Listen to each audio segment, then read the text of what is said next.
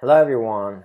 So, we are on chapter 18 of our text on international law. And as we're moving forward, we're getting to more progressive aspects of international law, which are in their formative stages right now. So this chapter deals with international law and protection of the environment, also known as international environmental law or IEL, which, like I said, this is an evolving uh, subcategory of international law. So first, we're going to talk about the issues and challenges of articulating and let alone codifying international environmental law. So one of the most fundamental challenges in international environmental law is this friction or this potential conflict between logic of efficiency and logic of sustainability, because efficiency tells you to produce more at the lowest cost, to only care about your bottom line, whereas logic of sustainability tells you to think more long term and to also think about the rights of future generations. The second challenge is collective goods and the tragedy of the commons. This is sometimes in international relations known as the stag hunt game, where rational individual interactions and decisions, which is the logic of the market economy, in a complex capitalist system, leads to resource depletion and environmental degradation. And the tragedy of the commons means the atmosphere, oceans, rivers, fish stocks, and so forth. Next challenge is the challenge of cooperation under anarchy, which has to deal with the notion of sovereignty, which is one of the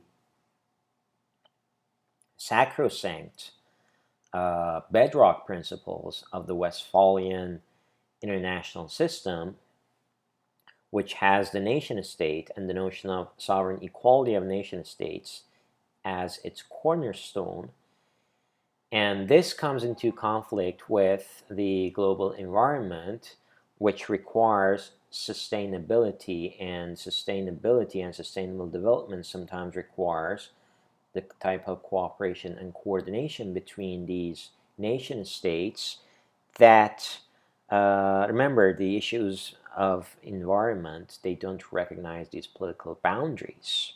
So you're dealing with a challenge that does not recognize political boundaries and oftentimes traverses and crosses these political boundaries, and the nation states tendency to jealously guard their sovereignty and their sovereign prerogatives.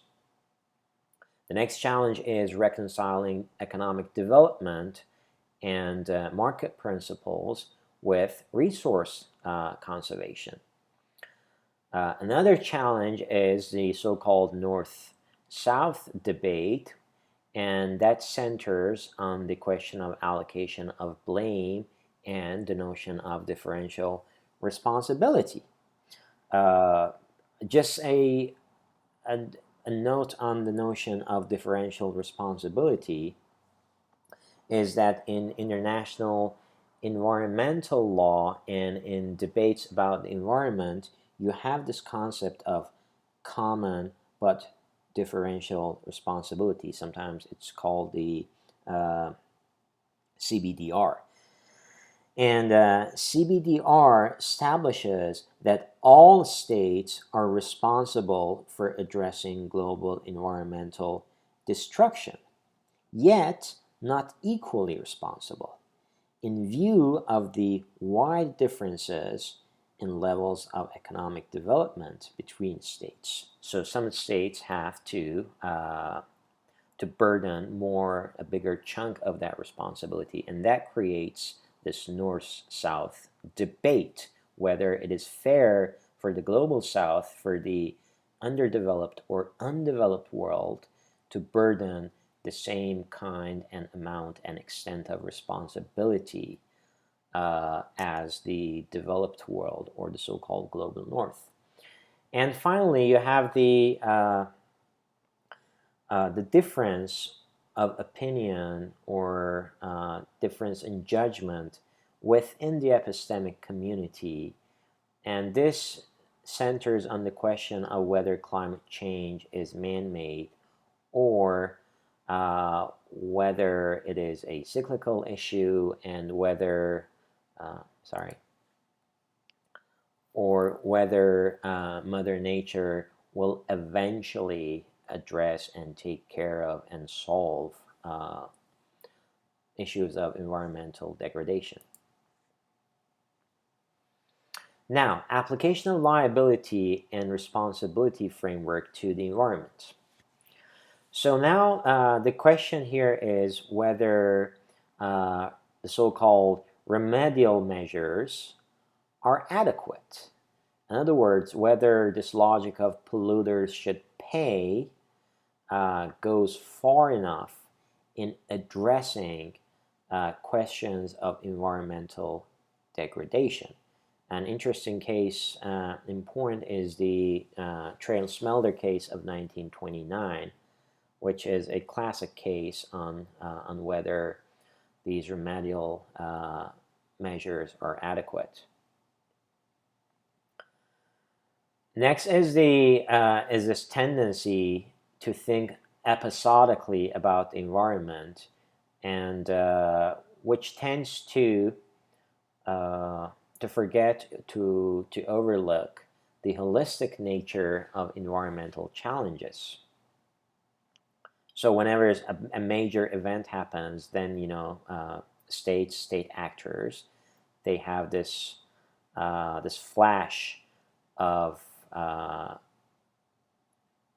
consciousness about the challenge of the climate change and global warming and so forth.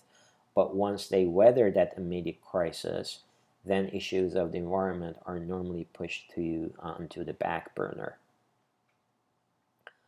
Also, you have the challenge of imposing responsibility for past acts and allocating the cost of future effects.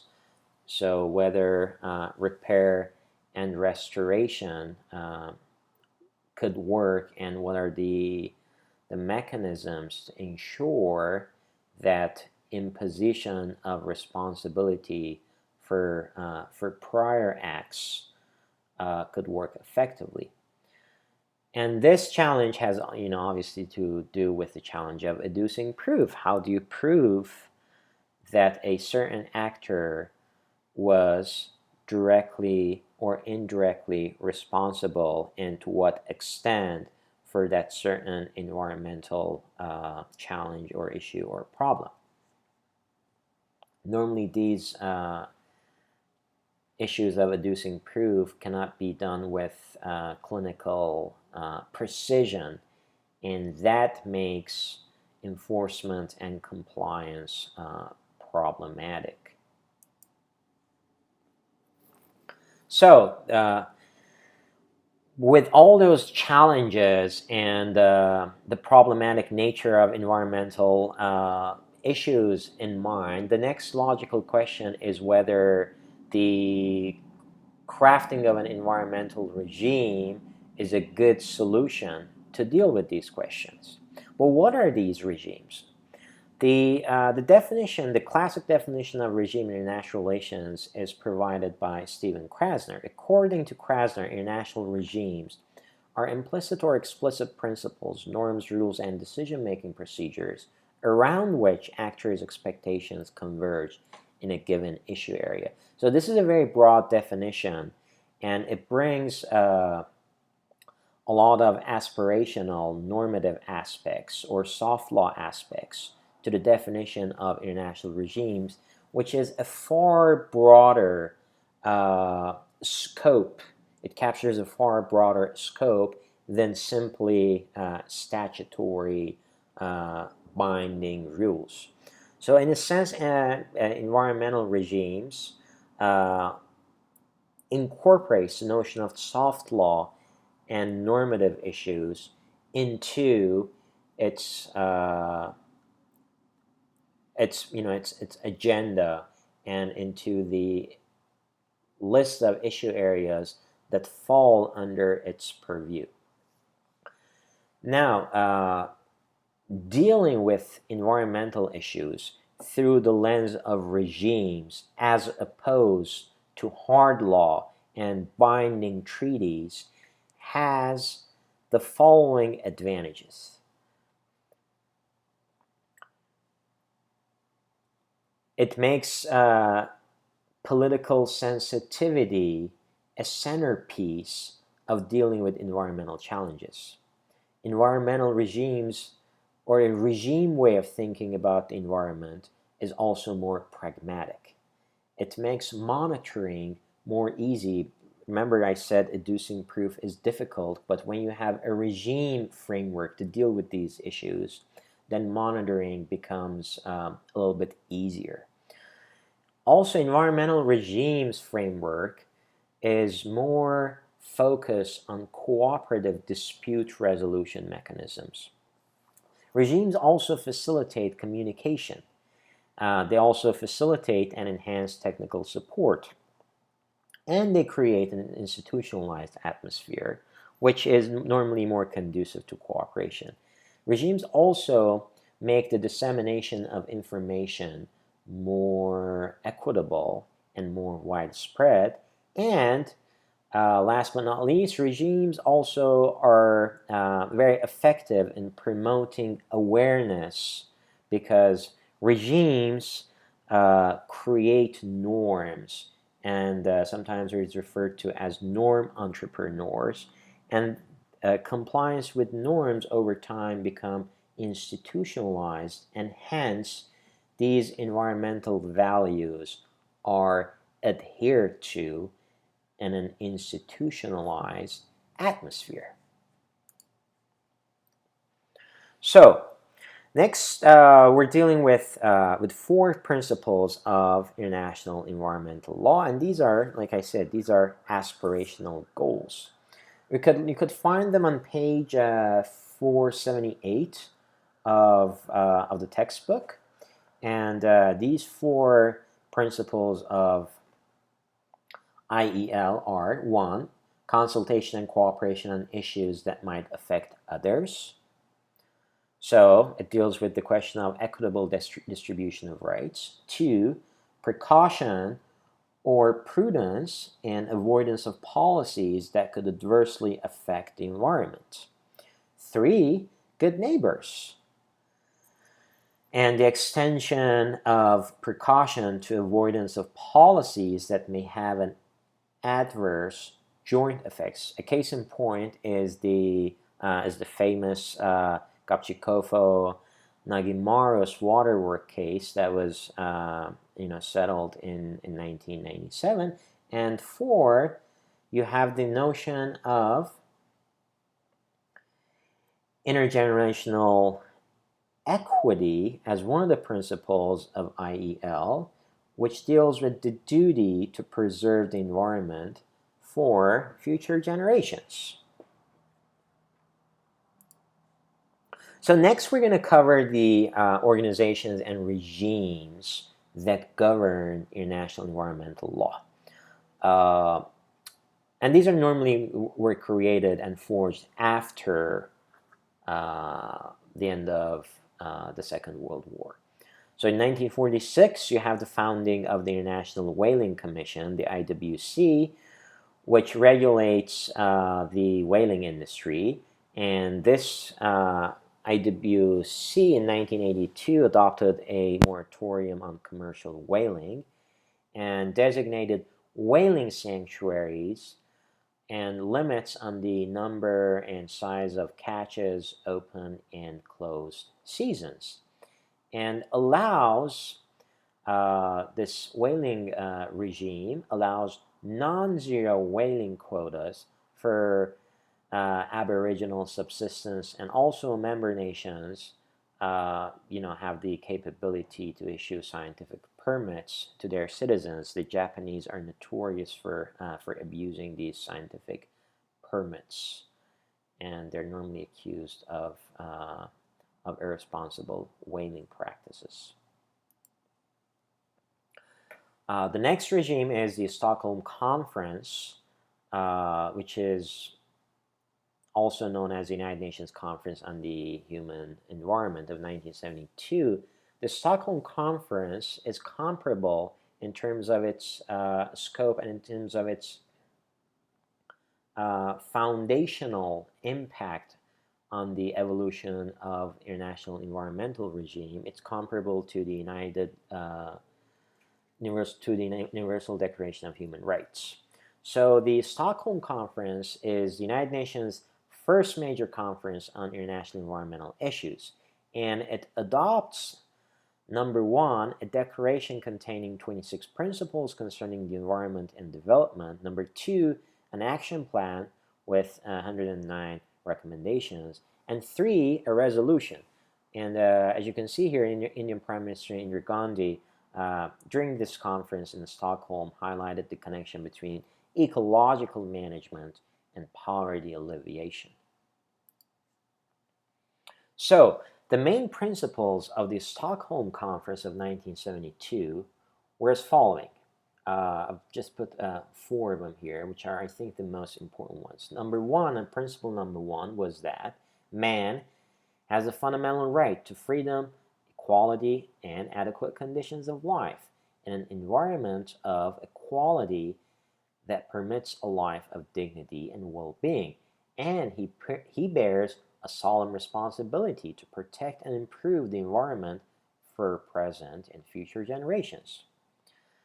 The second principle, Principle 21 of the Stockholm Conference, reads, states have, in accordance with the United Nations Charter and the principles of international law, the sovereign right to exploit their own resources pursuant to their own environmental policies and the responsibility to ensure that activities within their jurisdiction or control do not cause damage to the environment of other states. The third principle, Principle 24, remarks, international matters concerning the protection and improvement of the environment should be handled in a cooperative spirit by all countries, big and small, on an equal footing. Cooperation through multilateral or bilateral arrangements or other appropriate means is essential to effectively control, prevent, reduce, and eliminate adverse environmental effects resulting from activities conducted in all spheres in such a way that due amount is taken of the sovereignty and interests of all states. And the fourth principle, principle number 26, asserts that man and his environment must be spared the effects of nuclear weapons and all other means of mass destruction. States must strive to reach prompt agreement in the relevant international organs on the elimination and complete destruction of such weapons. Next, we have the United Nations Environment Program, the UNEP, again in 1972, and this is headquartered in Nairobi, Kenya. The UNEP covers atmosphere, marine, and terrestrial ecosystems, environmental governance, and green economy. And it has the following divisions that you can see. Early warning and assessment, environmental policy implementation, technology, industry, economics, regional cooperation, environmental law and conventions, communication and public information, and environment facility coordination.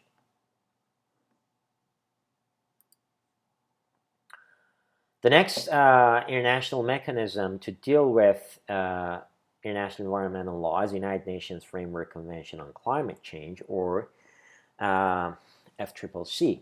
The objective here, and this was concluded in 1992, the objective was to stabilize greenhouse gas concentrations in the atmosphere at a level that would prevent dangerous anthropogenic interference with the climate system. Please note that the treaty itself sets no binding limits on greenhouse gas emissions for individual countries. It also contains no enforcement mechanisms. It is legally non-binding, and it provides a framework for negotiating specific international treaties that may set binding limits on greenhouse gases. So it's not a super ambitious agenda. A more ambitious agenda was Agenda 21, also known as Sustainable Development. Again, the problem here was that this was legally non-binding statement of intent and not really a treaty. So these are all aspirational / soft law mechanisms. And Section 1 of Agenda 21 has to do with social and economic dimensions. Section 2 has to do with conservation and management of resources for development agenda. And Section 3 deals with strengthening the role of major groups, includes the role of children and youth, women, NGOs, etc. And Section 4, means of implementation. And implementation includes science, technology, transfer, education, international institutions, and financial mechanisms. So the question of sustainable development, because of Agenda 21, becomes front and center in IEL.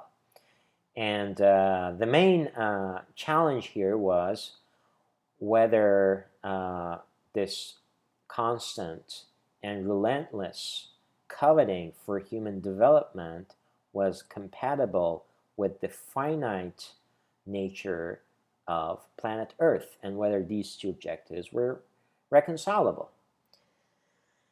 And one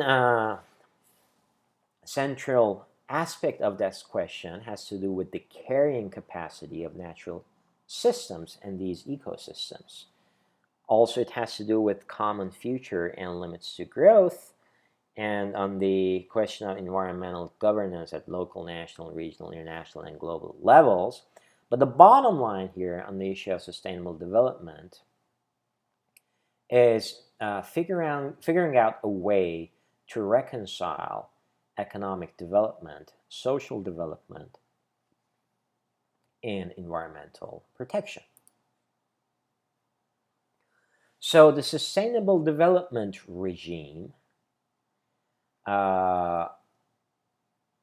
that becomes, all the rage in the late 1990s and early 21st century has these components.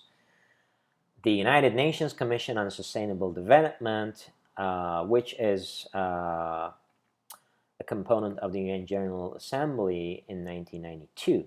Then this highly visible Earth Summit in 2002, which is officially known as the World Summit on Sustainable Development. Then you have Rio Plus 20, or Earth Summit of 2012, and it was in this summit that President Obama very famously and very visibly attended, but a UK Prime Minister did not attend. So you see that, even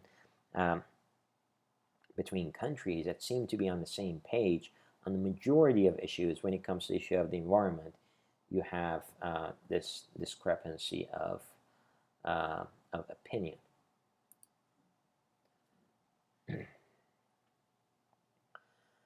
So next we have the International Environmental Law Treaty. So here we are getting closer to the realm of hard law as opposed to the regimes and soft law. Here we have the Convention on Biological Diversity, or the Biodiversity Convention of 1992, which conservation of biological diversity, sustainable use of its components, and fair and equitable sharing of benefits arising from genetic resources.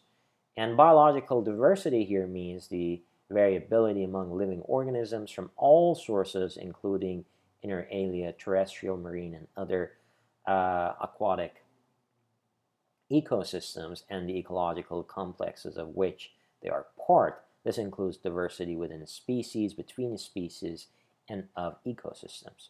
Biological resources includes genetic resources, organisms or parts thereof, populations, or any other biotic component of ecosystems with actual or potential use or value for humanity. The second International Environmental Law Treaty was the Convention on International Trade in Endangered Species of Wild Fauna and Flora, or the Washington Convention of 1973, which deals with 5,000 species of animals and 29,000 species of plants that are protected by this. And according to the Washington Convention, all import, export, re-export, and introduction from the sea of species covered by the convention has to be authorized through a licensing system. The next treaty is the Framework Convention on Long-Range Transboundary Air Pollution, or Air Pollution Convention of 1979. Next, you have the Vienna Convention for the Protection of the Ozone Layer, 1985. Next, you have the Montreal Protocol on Substances that Deplete the Ozone Layer in 1987. And this Montreal Protocol has some interesting features. For example, it has this phase-out management plan for the control of chlorofluorocarbons, the CFCs, and also a phase-out management plan for hydrochlorofluorocarbons, the HCFCs. The next treaty was the Framework Convention on Climate Change of 1992, which establishes the Kyoto Protocol to establish legally binding obligations for developed countries to reduce their greenhouse gas emissions. The protocol recognizes that developed countries are principally responsible for the current high levels of GHG, or greenhouse gas emissions, in the atmosphere as a result of more than 150 years of industrial activity, and place the heavier burden on developed nations under the principle of common but differentiated responsibility, CBDR, that I talked about at the beginning of this chapter. And an interesting thing about the Kyoto Protocol was that the United States signed but did not ratify the protocol, and Canada withdrew from it in 2011. Later on, the George Bush 43 administration essentially unsigned the Kyoto Treaty that President Clinton had signed. And one of the potentially game-changing contributions of the Kyoto Protocol was the establishment of the cap-and-trade system by issuing carbon credits, which some European countries have implemented with varying degrees of success. And last but probably most important, you have IEL treaties that deal with fissile material and nuclear weapons tests. And these include the Partial Test Ban Treaty, PTBT, of 1963. And this was a treaty that was ratified, and it prohibits nuclear weapons tests or any other nuclear explosion in the atmosphere, in outer space, and underwater. But very importantly, the PTBT, the Partial Test Ban Treaty, does not cover underground nuclear weapons tests, which were quite common at the time. Next, and more ambitiously, you have the Comprehensive Nuclear Test Ban Treaty, the CTBT, which has not come into force because certain countries whose ratification is required for it to come into force have not ratified it. So these include, for example, China, Egypt, Iran, Israel, and the United States, which have signed but not ratified the treaty. Now, you're going to think the United States, under the current circumstances, is going to ratify the CDBT. It's been staying unratified for over 20 years now. According to CDBT, each state party undertakes not to carry out any nuclear weapon test, explosion, or any other nuclear explosion, and to prohibit and prevent any such nuclear explosion at any place under its jurisdiction or control. So this is way more comprehensive than the Partial Test Ban Treaty, and it obviously covers underground nuclear weapons tests. And also, according to CDBT, each state party undertakes to refrain from causing, encouraging, or in any way participating in the carrying out of any nuclear weapons test, explosion, or any other nuclear explosion.